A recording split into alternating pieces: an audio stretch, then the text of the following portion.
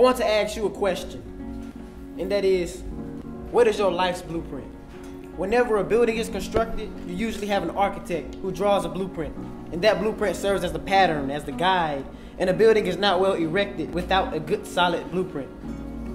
Now each of you is in the process of building the structures of your lives, and the question is whether you have a proper, a solid, and a sound blueprint. I want to suggest some of the things that should begin in your life's blueprint. Number one, in your life's blueprint should be a deep belief in your own dignity, your worth, and your own somebodyness. Don't allow anybody to make you feel that you're nobody. Always feel that you count. Always feel that you have worth. And always feel that your life has ultimate significance. Secondly, in your life's blueprint, you must have as the basic principle the determination to achieve excellence in your various fields of endeavor. You're going to be deciding as the days, as the years unfold, what will you do with your life? What will your life's work be? How will you live? Set out to do it well. And I say to you, my young friends, doors are opening to you. Doors of opportunities that were not even open to your parents, your fathers, or your mothers. And the great challenge facing you is whether you are ready to face these doors as they open.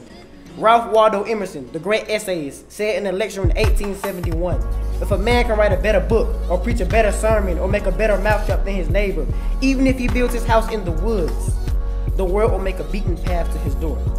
That hasn't always been true, but it will become increasingly true. And so I urge you to study hard, to burn the midnight oil. I would say to you, don't drop out of school. I understand all the sociological reasons, but I urge you that in spite of your economic plight, in spite of the situation that you're forced to live in, stay in school.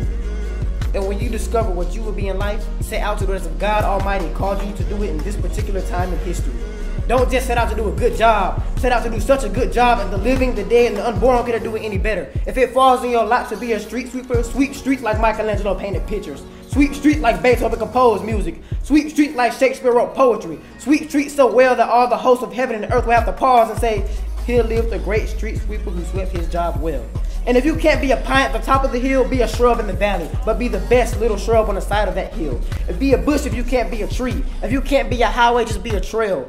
If you can't be a sun, be a star. For it isn't by size that you win or fail, but be the best at whatever you are.